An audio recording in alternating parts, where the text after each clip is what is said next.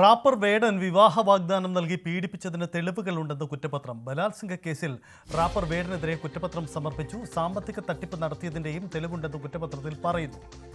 നവമി ദിനേശ് ചേരുന്നുണ്ട്. നവമി, എന്താണ് ഈ കുറ്റപത്രത്തിൽ പറയുന്ന കാര്യങ്ങൾ? കിട്ടിയ സൂചനകൾ അനുസരിച്ച് വലിയ ഗുരുതര പരാമർശങ്ങളാണല്ലോ കുറ്റപത്രത്തിലുള്ളത്. സജിത്ത്, ജൂലൈ 31-നാണ് യുവ ഡോക്ടർ നൽകിയ പരാതിയിൽ തൃക്കാക്കര പോലീസ് കേസെടുത്ത് അന്വേഷണം ആരംഭിച്ചത്. 2 തവണ വേടനെ ചോദ്യം ചെയ്ത് മുൻകൂർ ജാമ്യം ഉള്ളതിനാൽ അറസ്റ്റ് രേഖപ്പെടുത്തി വിട്ടയക്കുന്ന സാഹചര്യമായിരുന്നു. എന്തായാലും ഈ അന്വേഷണങ്ങൾക്കൊടുവിലാണ് പോലീസ് കുറ്റപത്രം സമർപ്പിച്ചിരിക്കുന്നത്. ഈ കുറ്റപത്രത്തിൽ പറയുന്നത് പ്രകാരം വേടൻ ഈ യുവ ഡോക്ടർക്ക് വിവാഹ വാഗ്ദാനം നൽകിയതായും അതോടൊപ്പം തന്നെ ഇവർ തമ്മിലുള്ള സാമ്പത്തിക ഇടപാടുകൾ നടത്തിയതായും തെളിവുണ്ട് എന്ന് തന്നെയാണ് അന്വേഷണ സംഘം വ്യക്തമാക്കുന്നത്.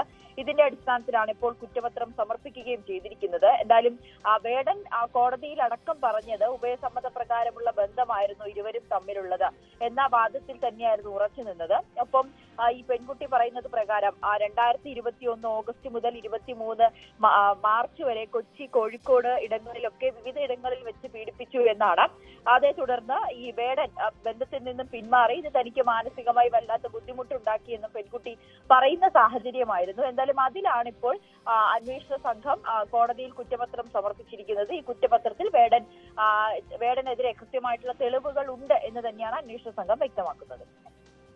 വേടനെതിരെ കൃത്യമായ തെളിവുകളുണ്ട് എന്നതാണ് കുറ്റപത്രത്തിൽ പറയുന്നത്. അങ്ങനെയെങ്കിൽ നേരത്തെ വേടന് മുൻകൂർ ജാമ്യം അനുവദിച്ചിരുന്നു. അങ്ങനെയാണ് മുന്നോട്ട് പോകുന്നത്. അറസ്റ്റ് കോടതി പോലീസ് രേഖപ്പെടുത്തിയിട്ടില്ല. അറസ്റ്റ് ചെയ്യാതെയാണ് അന്വേഷണ നടപടികൾ മുന്നോട്ട് പോകുന്നത്. പക്ഷേ കുറ്റപത്രത്തിൽ വേടനെതിരെ വലിയ ആരോപണമുണ്ട്. യുവ ഡോക്ടർ നൽകിയ പരാതിയിലാണ് കുറ്റപത്രത്തിലെ പരാമർശങ്ങൾ.